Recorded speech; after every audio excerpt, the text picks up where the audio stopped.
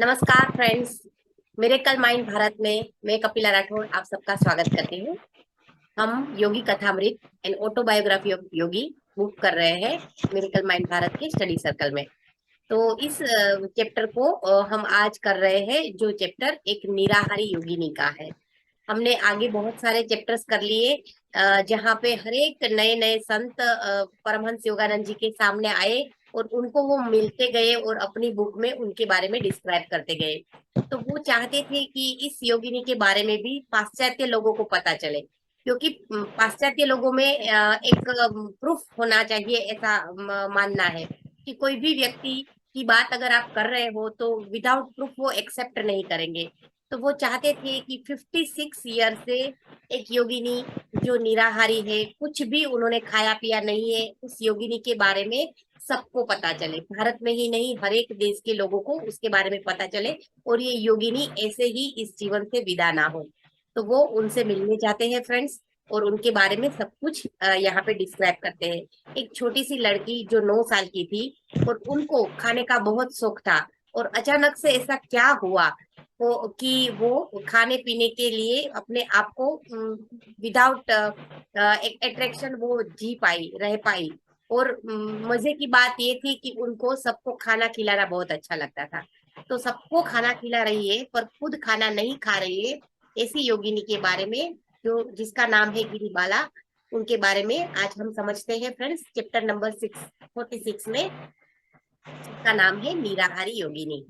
तो इस चैप्टर को हमारे साथ शेयर करने के लिए इंदौर से रचना सहाय जी हमारे साथ उपस्थित है। रचना जी बहुत ही अच्छे स्वाध्याय करती है और बहुत सारे प्लेटफॉर्म में उन्होंने अपनी वाणी का प्रयोग किया है और सभी को स्वाध्याय के माध्यम से जोड़ रही है। तो रचना जी, आपका मिरेकल माइंड भारत में बहुत बहुत स्वागत है। आइए और इस निराहारी योगिनी के बारे में हमें भी समझाइए। वेलकम है आपका। थैंक यू कपिला जी। आपने इतना अच्छा पहले ही बता दिया और मैं इस मंच को धन्यवाद देती हूँ कि इस मंच की वजह से जो परमहंस योगानंदा की योगी कथा अमृत पुस्तक है उसका स्वाध्याय हम लोग कर पा रहे हैं। हम किसी के लिए कुछ नहीं करते हैं, हम अपनी ही उन्नति के लिए हर कुछ करते हैं, ये हमने जाना है। तो हम ये चीज जानते हैं कि इस बुक के माध्यम से हम बहुत सारे संतों के रहस्यों को समझ पा रहे हैं कि हम हम क्या है। एक्चुअली क्या होता है कि जब तक हमें कोई प्रूफ नहीं मिलता है तब तक हम ये समझ नहीं पाते कि हमारे अंदर क्या क्वालिटी है, डिवाइन में कितनी क्वालिटीज हमारे अंदर भरी हुई है। सिर्फ भौतिक रूप में जो नजर आती है वही हम नहीं है। इस चीज का सही तरीके से हमें जानने के लिए योगानंदा जी एक एक चैप्टर में इतनी अच्छी बातें इतने अच्छे तरीके से हमें समझाने की कोशिश कर रहे हैं। हम अगर इस बुक के माध्यम से अगर जाने तो हम अपने आप का परिचय पा रहे हैं। हम यही जाने क्योंकि हम सब आत्मा है, और जब हम आत्मा के लेवल पे चीजों को समझते हैं तो हर चीज हमारे साथ ही जुड़ी हुई है, लेकिन हम भौतिकता के अंदर हम समझ नहीं पाते हैं। तो आज की जो योगानंदा जी के माध्यम से हम जिस स्टोरी के विषय में जानेंगे वो एक निराहार योगिनी है। तो ये हम जो निराहारी योगिनी है, ये सब्जेक्ट को इस टॉपिक के द्वारा ही हम ये समझ सकते हैं कि ये जो योगिनी है वो निराहारी है, वो कुछ भी खाती पीती नहीं है। फिर भी उनके जीवन में ये कैसे आया, और हम इस चीज को समझने के लिए हम ये भी समझेंगे, क्योंकि हम एक शॉर्ट में अगर समझे तो हमारे जीवन में जो भी होता है वो एक वरदान ही है। क्योंकि हमारी लाइफ में अगर स्ट्रगल नहीं रहेगा तो हम क्या करने आए हैं, तो वो चीज हम नहीं समझ पाते। तो चलते हैं हम स्टोरी के तरफ और समझते हैं। तो ये जो निराहारी योगिनी है, ये इनका नाम है गिरिबाला। तो ये स्टोरी स्टार्ट होती है कि जो श्री राइट है वो फोर्ट चला रहे हैं, और वो योगानंदा जी से कहते हैं कि आज हम कहाँ जा रहे हैं। वो योगानंदा जी से प्रश्न पूछते हैं। तो योगानंदा जी कहते हैं कि उन्होंने उत्तर दिया कि ईश्वर ने चाहा तो आज हम संसार का 8वां आश्चर्य देखने जा रहे हैं। एक नारी संत जिसका आहार है केवल हवा।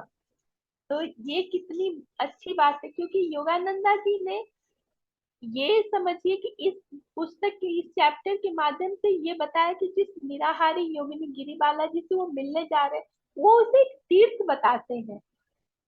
वो एक तीर्थ के समान ही है, क्योंकि हम उस योगिनी से जब मुलाकात करते हैं तो ये हमारे लिए एक तीर्थ की के भांति है।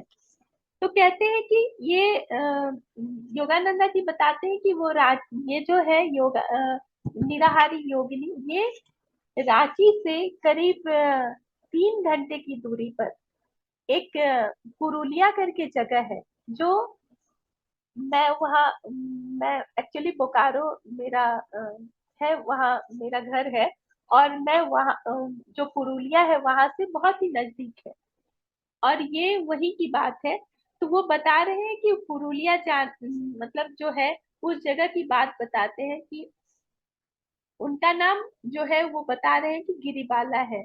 अनेक वर्षों पूर्व स्थिति लाल नंदी के नाम के एक विद्वान सज्जन से मुझे उनके बारे में जानकारी मिली। स्थिति बाबू प्रायः मेरे भाई विष्णु को पढ़ाने के लिए हमारे घर पर आया करते थे। वो जो उनके भाई थे उनको वो पढ़ाने के लिए आते थे, और उनके द्वारा ही उनको पता, योगानंदा जी को पता चला था गिरिबाला जी के विषय में। तो योगानंदा जी कहते हैं कि स्थिति बाबू ने मुझे बताया था कि मैं गिरिबाला को अच्छी तरह से जानता हूँ। वो विशिष्ट योग प्रविधि का प्रयोग करती है जिससे वो भोजन बिना रह सकती है।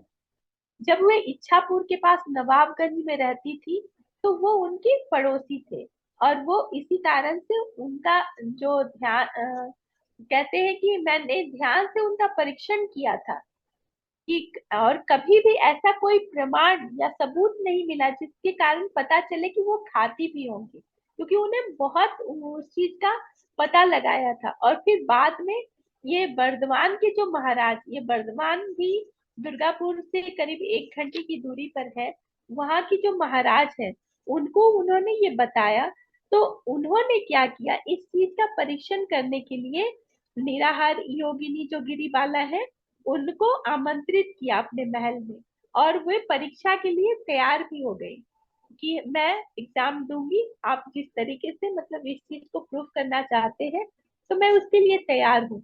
और उन्होंने अपने महल में बुला करके उनको क्या किया कि एक महल के एक छोटे से कोने में तालाबंद हिस्से में 2 महीने तक रही। फिर 2 महीने रहने के बाद फिर वो महल में आकर 20 दिन तक रही, और उसके बाद फिर तीसरी परीक्षा के लिए 15 दिन तक रही। महाराज ने स्वयं मुझे बताया, वो कहते हैं स्थिति बाबू जो है वो कहते हैं कि महाराज ने स्वयं मुझे बताया कि गिरिबाला पूर्ण निराहारी अवस्था में रहती है, मतलब वो कुछ नहीं खाती पीती है। और बता रहे हैं योगानंदा जी कि जो गिरिबाला है उनके भाई हैं, उनका नाम है लंबोदर डे। तो वो क्या कहते हैं, वो पुरुलिया में वकील है। तो वो जब जाते हैं, जो उनकी गाड़ी जो मैंने पहले ही बताया कि फोर्ट से वो लोग जा रहे थे उनसे मिलने, तो वो पुरुलिया 10 बजे पहुंच गए। और पहुंचने के बाद उनके भाई से बातचीत हुई कि, तो वो कहते हैं कि हाँ मेरी बहन जीवित है, क्योंकि उनके अंदर था। योगानंदा जी को एक बात था, क्योंकि वो उनकी जानकारी गिरिबाला जी के विषय में उनको जानकारी बहुत पहले से हो गई थी, लेकिन वो उनसे मिल नहीं पाए थे और वो चले गए थे पाश्चात्य में। तो उनको अंदर ही वहां पर एक रहता था कि मैं उनसे मिल नहीं पाया, उनके मन में ये विचार रहता था। उसके बाद से ही जब वो भारत लौटे थे तो वो मिलने गए थे, और मिलने के जब वो मिले वहां उनके भाई से, तो वो भाई उनके बताते हैं कि मतलब मेरी बहन अभी भी जिंदा है, और कभी कभी वहां मेरे पास भी रहती है, परंतु सॉरी फ्रेंड, एक हाँ, तो वो लंबोदर जी जो वकील है पैसे से, वो बताते हैं कि मेरी बहन मेरे पास भी आती है और मेरे पास रहती भी है, तो योगानंद जी प्रश्न करते हैं कि आपके पास रही तो सच में मुझे बताइए कि क्या वो सच में निराहारी है, सच में वो खाना नहीं खा रही है। तो लंबोदर जी हंसे और दोनों साथ में मिलकर हंसते हैं कि हाँ, वो सच में खाना नहीं खा रही है। यस रचना जी। तो वो बताते हैं कि वाकई में वो खाना नहीं खाती है, लेकिन वो बोलते हैं कि अभी वो मेरे पास नहीं है, वो मेरे पारिवारिक घर बिऊर में है। बिऊर वो एक गांव है, छोटा सा गांव है, वही वो बताते हैं कि वहीं पे अभी वो आजकल रह रही है।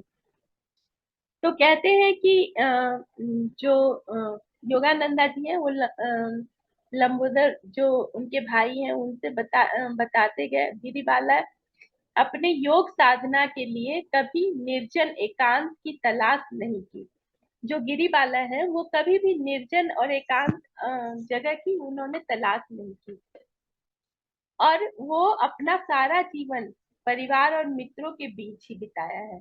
वे सब भी अभी उनके विलक्षण अवस्था के अभ्यस्त हो चुके हैं। ये कहते हैं कि इनके भाई कहते हैं कि लंबोदर की अगर मान लो कि धरती पे जैसे प्रलय भी आ जाए, तो एक बात वो बोलते हैं कि अगर प्रलय भी आ जाए तो मुझे उसको देख के उतना आश्चर्य नहीं होगा जितना अगर मेरी बहन गिरिबाला अगर कुछ खाए तो वो देख करके मुझे आश्चर्य होगा।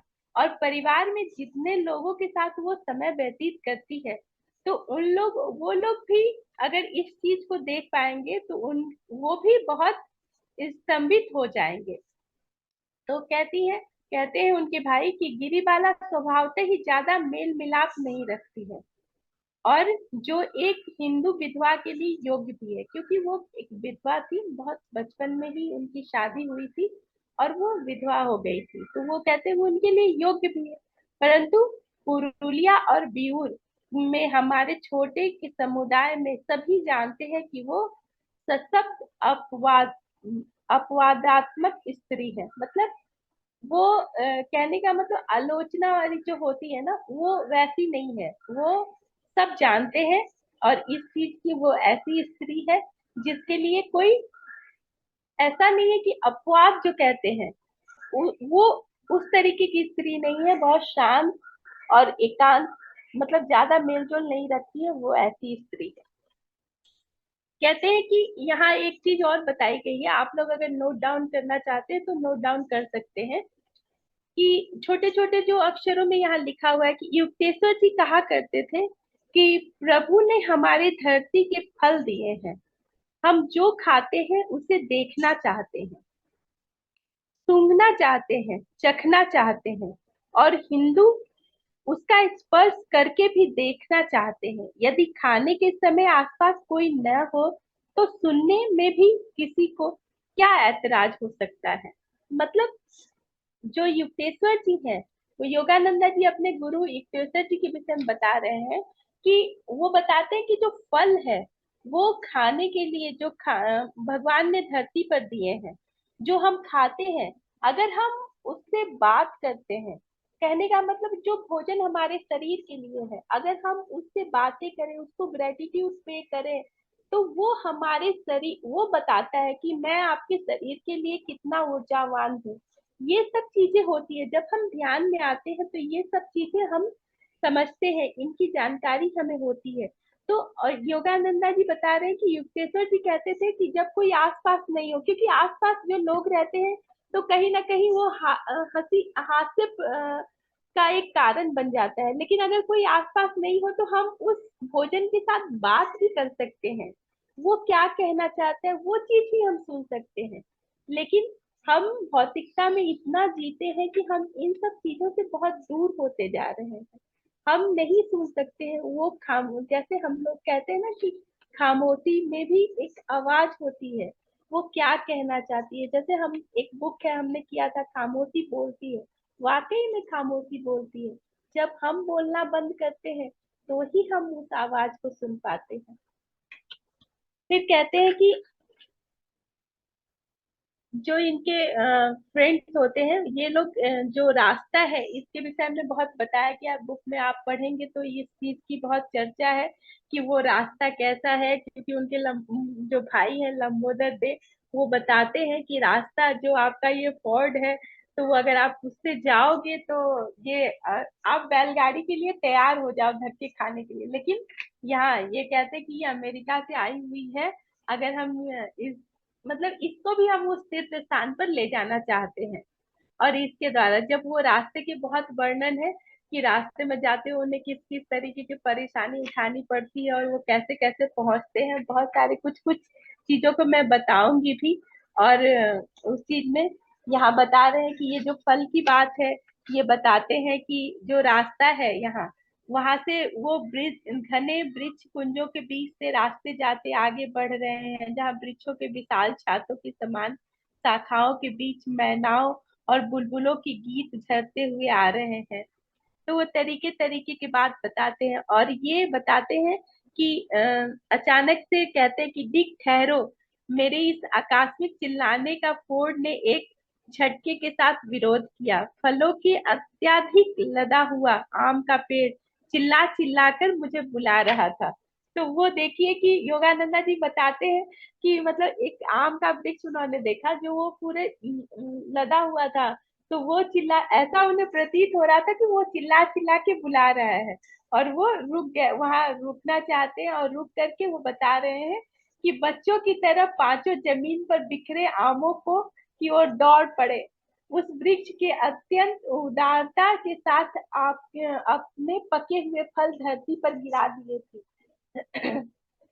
तो एक यहाँ ये सॉरी फ्रेंड, स्वामी जी कहते हैं कि हंसते हुए मतलब वो एक जो बता रहे हैं कि कविता है, सुप्रसिद्ध अंग्रेजी कविता है, उनकी लाइनों को उन्होंने अपने शब्दों में कुछ कहा।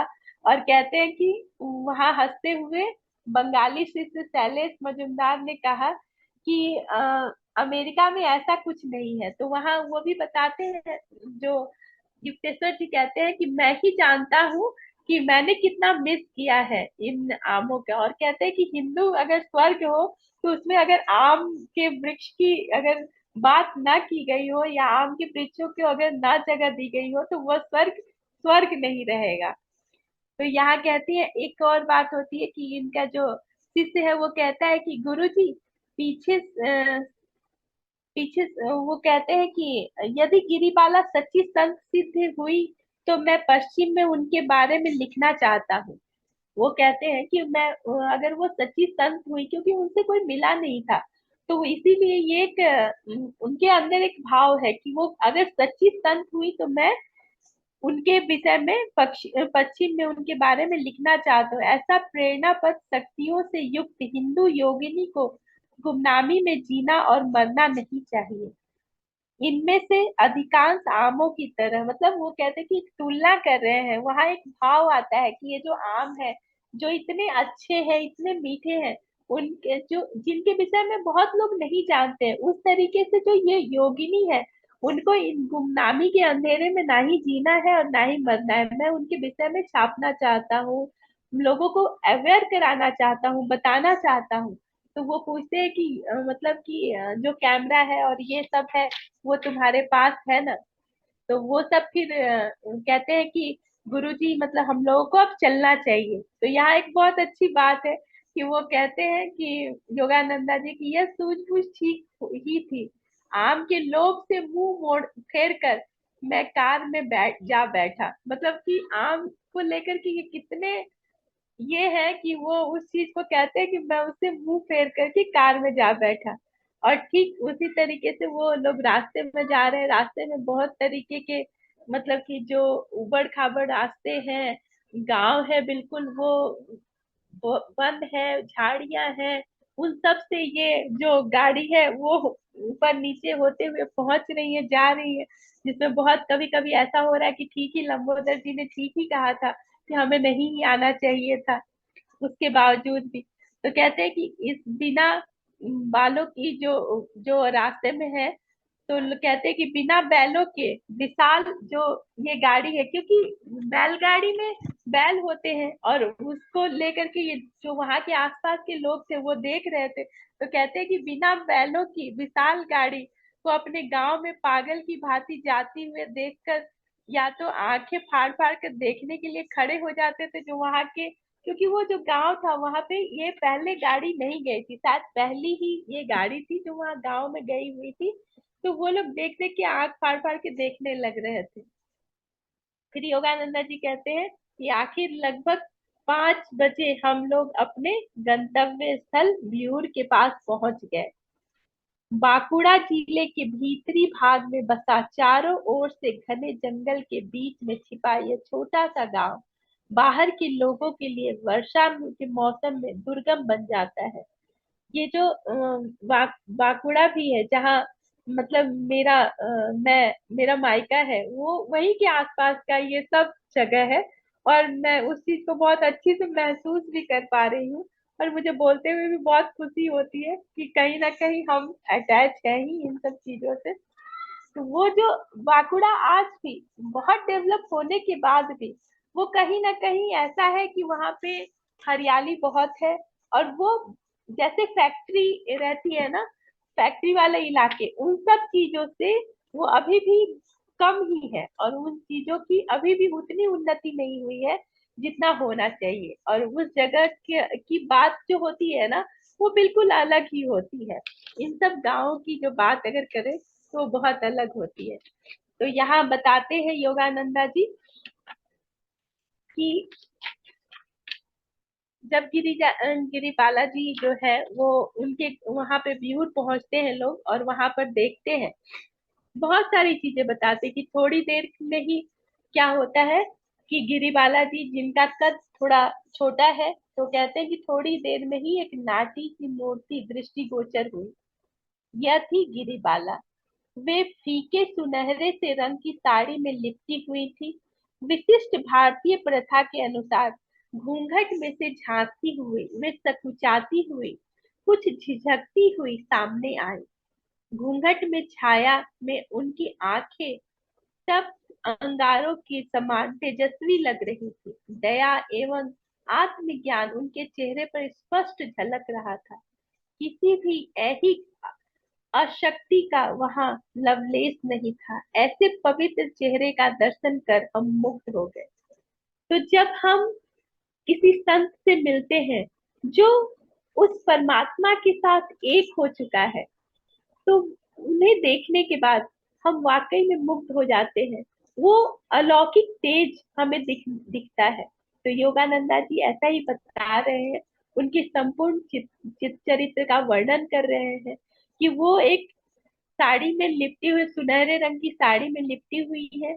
और वो घूंघट, क्योंकि ये हमारी भारतीय परंपरा है, जो वो बता रही है कि वो घूंघट में लिपटी हुई है, और घूंघट से सकुचाती हुई, कुछ हिचकती हुई सामने आकर के। और वो उनकी आंखें जो है वो तप्त अंगारों की तरह तेजस्वी लग रही थी। फिर कहते हैं कि आखिर हमने भावी पीढ़ियों के 50 वर्षों से भी अधिक समय तक अन्न जल के बिना जीवित रहने वाली संसार की एकमात्र नारी को अनेक फोटो निकाले। उन्होंने क्या, योगानंदा जी ने उनसे फोटो के लिए आग्रह किया और उन्होंने स्वीकृति दे दी, और उन्होंने अंत तक फोटो उनके साथ 50 फोटो निकाले।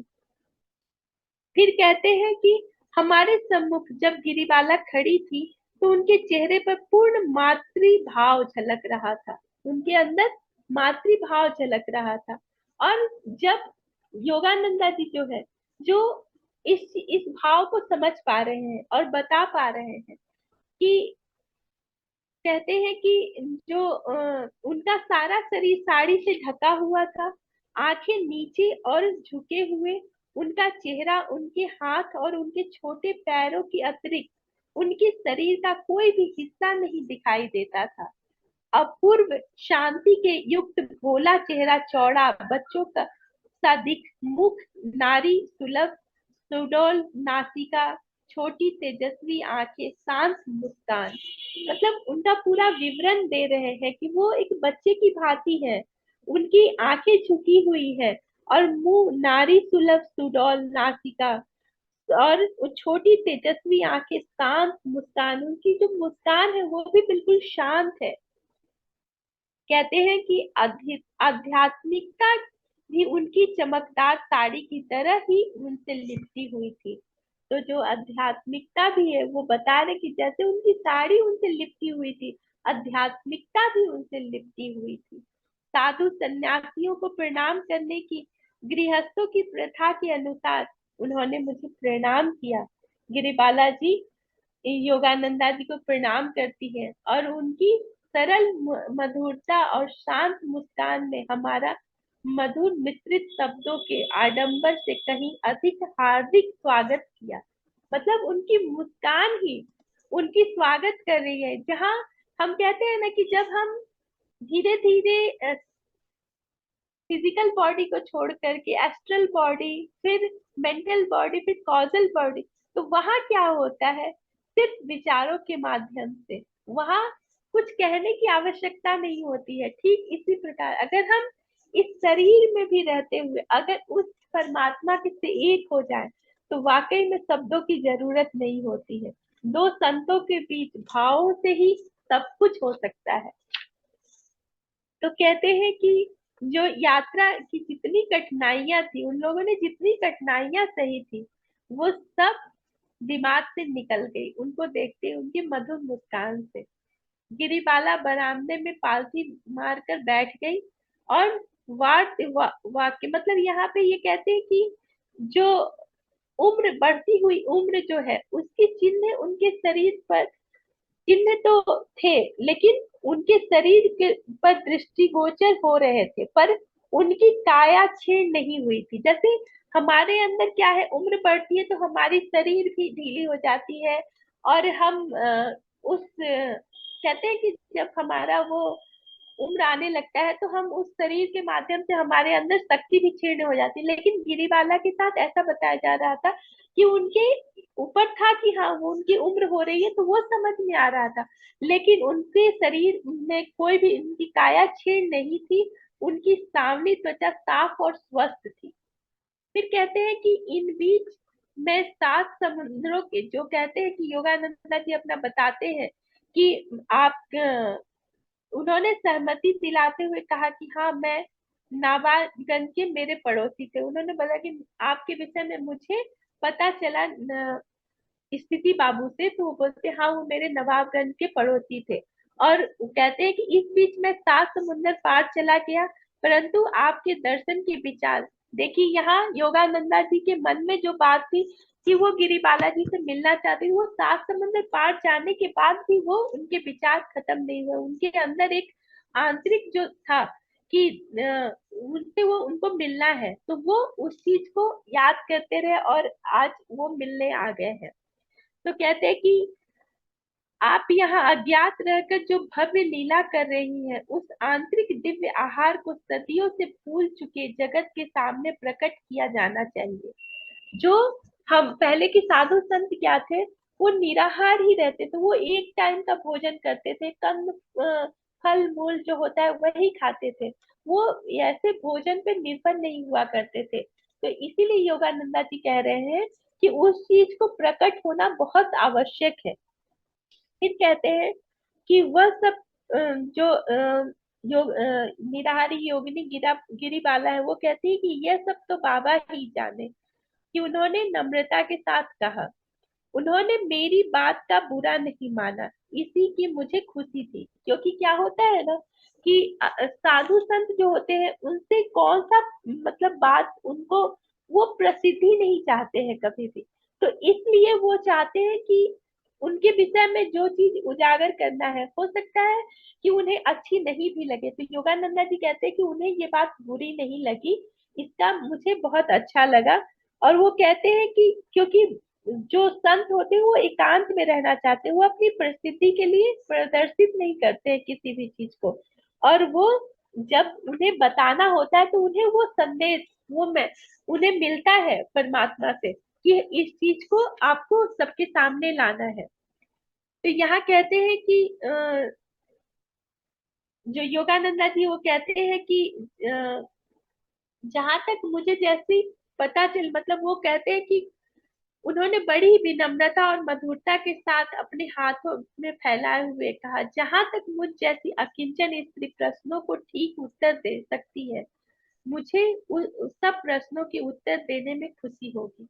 वो कुछ प्रश्न पूछने के लिए उनसे कहते हैं, तो गिरिबाला जी कहती है कि मैं अकिंचन स्त्री, मतलब मैं निर्धन स्त्री, मुझे जो भी प्रश्न आप पूछेंगे मैं उस प्रश्नों के उत्तर देना देना चाहूंगी। तो योगानंदा जी कहते हैं, नहीं नहीं आप अपने आप को अकिंचन स्त्री मत कहिए। वो अपने हृदय की गहराइयों से इस बात को विरोध करते हैं और कहते हैं कि आप एक महान आत्मा है।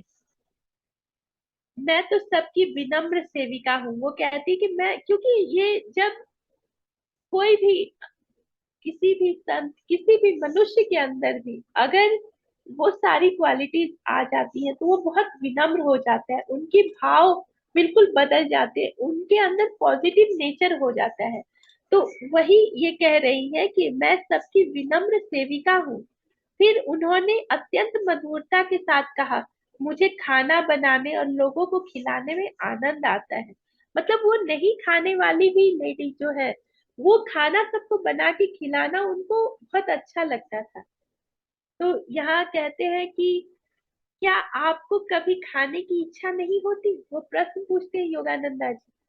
तो जो गिरिबाला जी है वो कहती है, यदि मुझे खाने की इच्छा होती तो मुझे खाना ही पड़ता।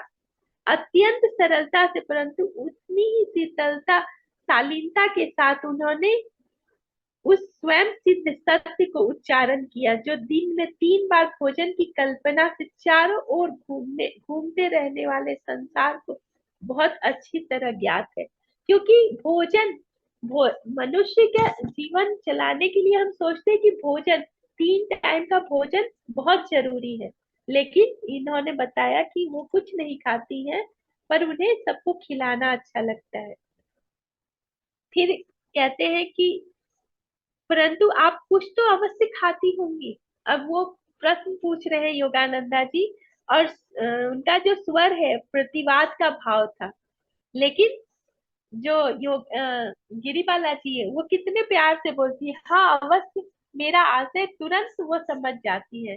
जो योगानंदा जी की है वो बात वो तुरंत समझ जाती है, और कहते हैं कि हवा और सूर्य प्रकाश की सूक्ष्म शक्तियों से तथा मेरु शिष्य के माध्यम से आपके शरीर को नौ शक्ति प्रदान करने वाले महाप्राण से आपको पोषण मिलता है। मतलब वो बताती है कि हवा और सूर्य का प्रकाश जो है उसके द्वारा, वो जो हमारा बैकबोन है, मेरुदंड जिसको बोलते हैं, उनके माध्यम से शरीर की नौ शक्ति प्रदान करने वाले प्राण से आपको प्रेरणा मिलती है, पोषण मिलता है। तो फिर कहती है गिरिबाला जी की बाबा सब जानते हैं, अपने शांत किसी बात पर जोर न देने के लिए ढंग से उन्होंने पुनः स्वीकार किया। तो फिर योगानंदा जी कहते हैं कि माँ, आपने आरंभिक जीवन के बारे में कुछ बताइए। मतलब आप अपने बहुत पहले की जो जीवन है उसके विषय में बताइए। तब गिरिबाला जी अपनी स्टोरी बताती है कि ठीक है सुनिए। तो वो कहती है कि उनकी जो आवाज है वो सौम्य परंतु दृढ़ थी। तो वो कहती कि मेरा जन्म इसी वन्य क्षेत्र में हुआ था। मेरा मेरे बचपन के बारे में बताने लायक कुछ भी नहीं है, सिवाय कि मुझे सदा से भयंकर भूख लगती थी रहती थी। मेरी भूख कभी शांत नहीं होती थी। अब यहाँ कितनी बड़ी बात है कि ये निराहार योगिनी है, लेकिन वो अपने बचपन की बात बता रही है कि मेरा इन्हीं जंगलों में जन्म हुआ था और मुझे मैंने सदा हमेशा से भूख, मतलब अधिक भूख लगती थी। तो वो बता रही है कि लगभग 9 वर्ष की आयु में उनकी सगाई हो गई। और जैसे हम जानते हैं कि हम हमारी जो माएँ हैं वो क्या होती है, वो ज्यादा फिक्र करती है। तो वो अपनी बच्ची से कहती है कि थोड़ा तुम्हारी जो ये खाने की आदत है ना ज्यादा, उसे थोड़ा संभालो, नहीं तो तुम्हारी शादी होगी तो तुम्हारे ससुराल में लोग क्या कहेंगे कि तुम हमेशा खाने में लगी रहोगी। और ठीक वैसा ही हुआ। जब उनकी सगाई शादी हो गई तो उनकी जो सासू माँ थी वो हमें क्या कहती है कि मेरी उम्र केवल 12 वर्ष की थी। सतत खाने रहने में मेरी आदत के कारण मेरी सास सुबह से रात तक दिन भर मुझे लज्जित करती थी। परंतु उनकी उन फटकारों के में वरदान छुपा हुआ था। कितनी बड़ी बात है कि अगर वो ऐसा नहीं करती तो इनके अंदर ये क्वालिटी थी, ये इस चीज को सामने भी नहीं ला पाती, क्योंकि उनके कारण ही मेरी सुप्त आध्यात्मिक प्रवृत्तियां जाग उठी। एक दिन सुबह सास ने बहुत ही कठोर वचन कह दिए, बहुत कठोर कठोर वचन उनकी सासू माँ ने कहा। तो मैंने झल्ला कर कहा कि मैं शीघ्र ही आपको दिखा दूंगी कि जब तक मैं जीवित रहूंगी तब तक अन्य का स्पर्श नहीं करूंगी। उन्होंने प्रण ले लिया। और उसके बाद क्या हुआ कि उनकी सासू माँ उपहास करती है कि ओ जो इतना खाता है वो क्या बिना खाए भी रह सकता है। फिर वो कहती है कि फिर वो प्रभु से कहती है कि मैं अनवरत प्रार्थना कर रही थी, मेरे पास एक ऐसा गुरु भेजिए जो मुझे अन्न के बदले आपके प्रकाश से जीवित रहना सिखा सके। अब वो ईश्वर से प्रार्थना करती है, और प्रार्थना करने के बाद आखिरकार जब वो जाने वहां से जाकर के गंगा में स्नान करने के लिए निकलती है, तो आखिर रास्ते में उन्हें एक जो उनका फैमिली पुरोहित जो थे वो मिलते हैं। तो वो सांत्वना वाले स्वर में कहते हैं कि बेटी तुम शाम को मंदिर आ जाना और तुम्हारे लिए मैं एक वैदिक अनुष्ठान करूंगा। तो गिरी बालाजी को ये निश्चित उत्तर से उनको तृप्ति नहीं होती है, और फिर वो गंगा में स्नान होकर शुद्ध हुई। तो मानो उनको ऐसा लग रहा था कि जैसे कोई दीक्षा लेने जा रहा हो ना, वैसे ही उनको लग रहा था कि वो कोई दीक्षा लेने जा रही है। जैसे ही वो गीले वस्त्रों में गंगा के तट पर जाने लगी, दिन के उजाले में मेरे गुरुदेव अचानक हवा में उनके सामने प्रकट हो गए। जो उनके गुरु थे वो हवा में अचानक से प्रकट हो गए, और अत्यंत कहते हैं कि अत्यंत प्रेम और सहानुभूति स्वर भरे स्वर में गुरुदेव ने कहा, बेटी मैं ही वह गुरु हूँ जिसे भगवान ने तुम्हारी व्याकुल प्रार्थना को पूरी करने के लिए भेजा है। जहाँ सच्चाई होती है और जहाँ दृढ़ शक्ति आ जाती है ना कि मुझे ये करना है, तो ईश्वर कहते हैं ना कि जब स्टूडेंट रेडी रेडी होता है तो मास्टर खुद ही आ जाते हैं उनकी सहायता करने के लिए। तो हमें यही समझना है, गिरिवाला जी के जीवन में यही हुआ कि जब उन्होंने ये ठाना तो उनके लिए भगवान ने उनके लिए गुरु भेजा, और वो गुरु कहते हैं कि तुम्हारी प्रार्थना के असामान्य रूप से भगवान पर गहरा प्रभाव पड़ा। आज से तुम सूक्ष्म प्रकाश से ही जीवित रहोगी।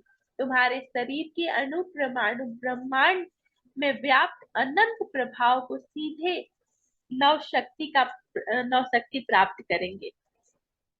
तो यहाँ वो कहते हैं कि कहती है कि उन्होंने गुरु जी ने ऐसा कहा। और फिर क्या हुआ कि जो घाट का निर्जन जो वो घाट निर्जन था, फिर भी गुरुदेव हमारे चारों ओर संरक्षण का प्रकाश वलय निर्माण कर देते हैं, मतलब शरीर के, क्योंकि उनको दीक्षा दी जाने वाली है। और कहते हैं कि नहाने के लिए देर से भी आने वाले इक्के दुक्के लोग के हमारे विधि संस्कार में बाधा न डालें। इसके लिए फिर उन्होंने मुझे एक ऐसी क्रिया विधि की दीक्षा दी जो शरीर को मर्द से लोगों की स्थूल अन्य पर निर्भर से मुक्त कर देती है। मतलब जो ये हमारे स्थूल भौतिक शरीर है जो भोजन पर ही जीवित है, वो चीज को वो खत्म करके, और कहते हैं कि तुम्हारा जो शरीर है वो उस परमात्मा की जो शक्ति है उस पर ही जीवित रहेगा। तो और कहती है कि उस प्रविधि में एक मंत्र है और श्वास का एक ऐसा व्यायाम है जो साधारण मनुष्य के लिए करना कुछ कुछ ज्यादा ही कठिन है, और इसमें ना कोई जादू है ना दवाई है, क्रिया के अतिरिक्त कुछ भी नहीं है।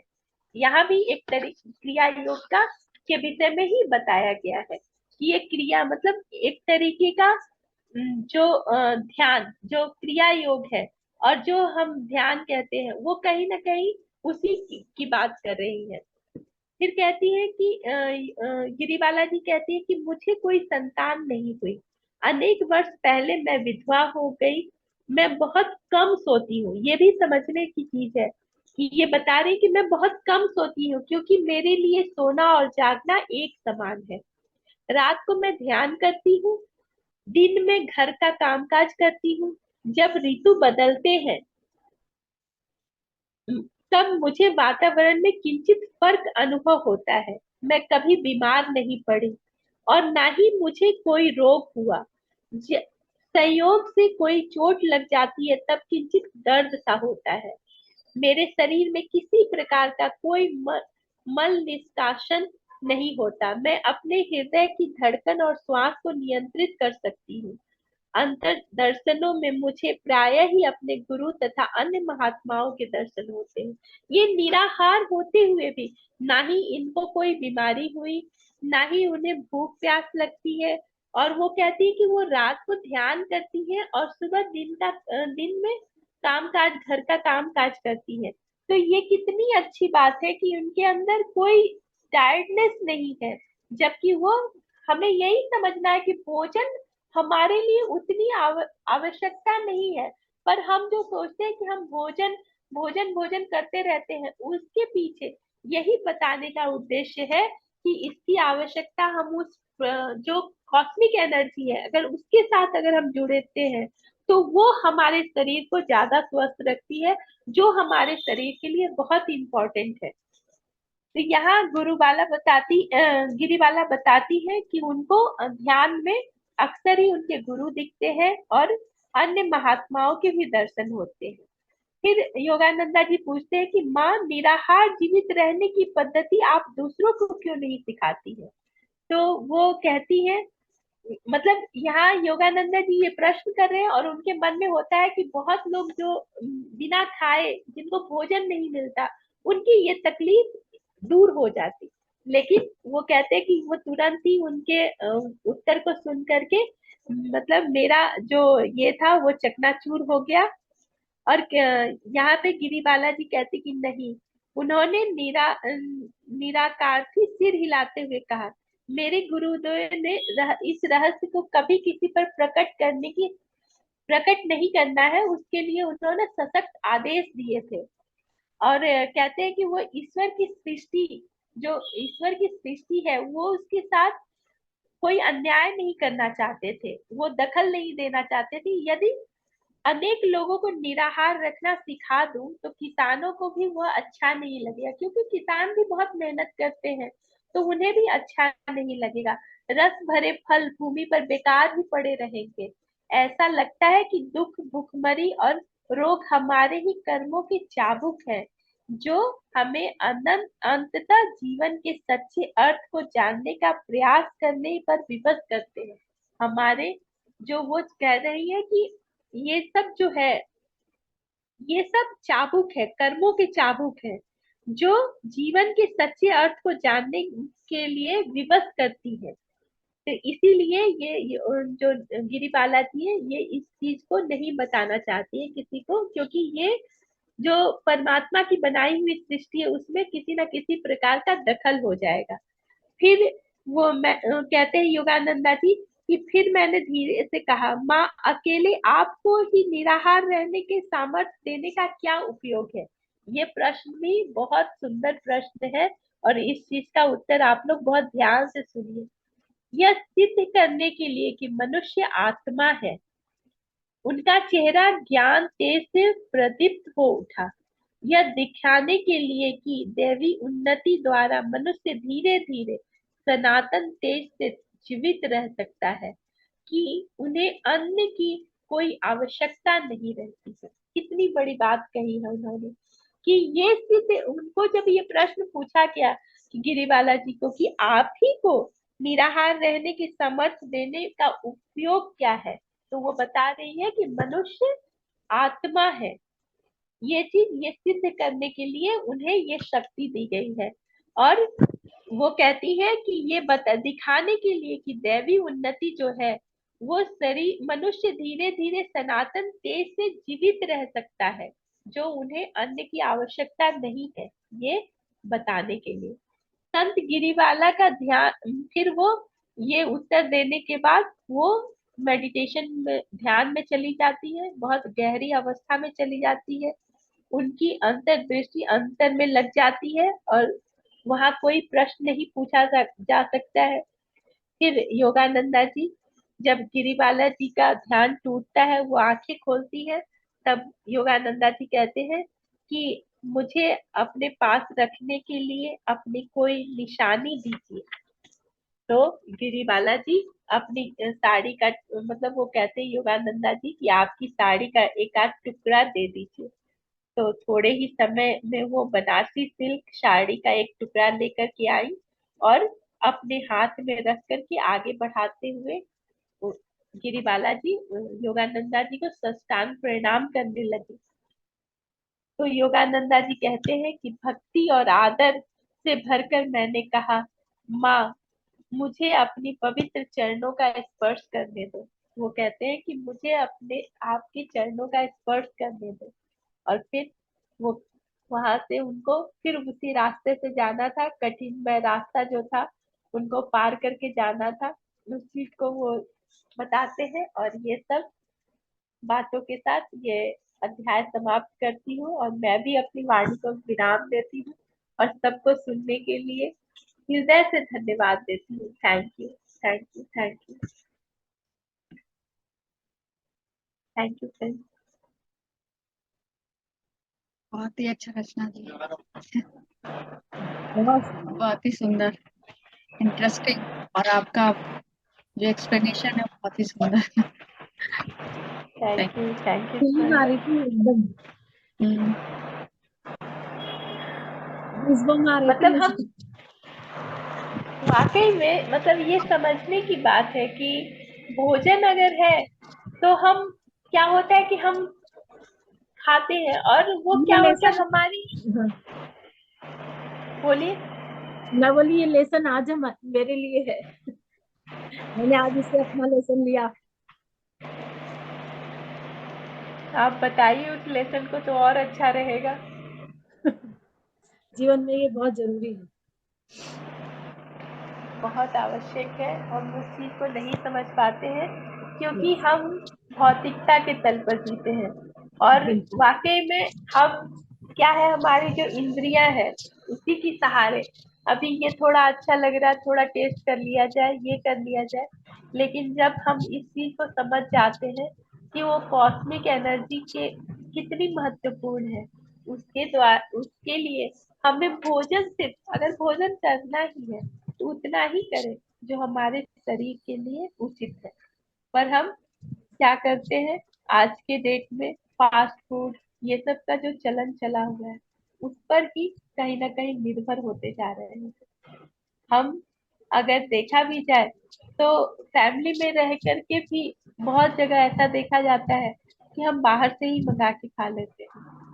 तो ये चीज भी कहीं ना कहीं गलत हो रही है और इस टाइम में इस चैप्टर का बहुत ही अधिक महत्वपूर्ण है महत्व है, कि इस चीज को बिल्कुल हम समझ सकेंगे। बिल्कुल।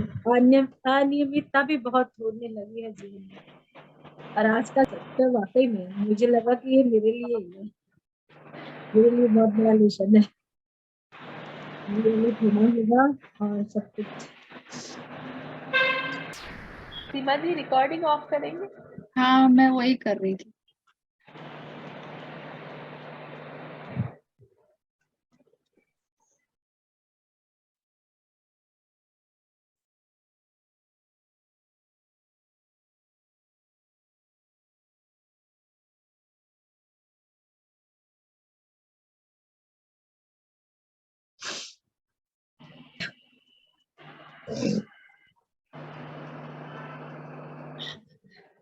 चल रही है।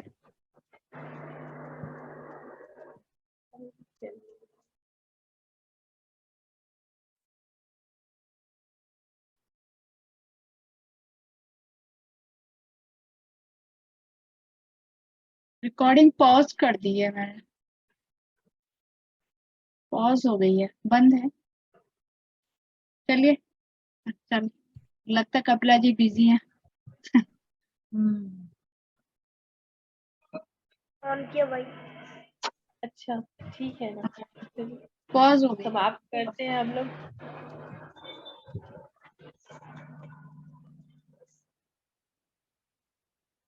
सबको धन्यवाद। और ये अब हम लोग जितना प्यारा चैप्टर था आपने भी उतने ही प्यार से और बहुत प्यार मतलब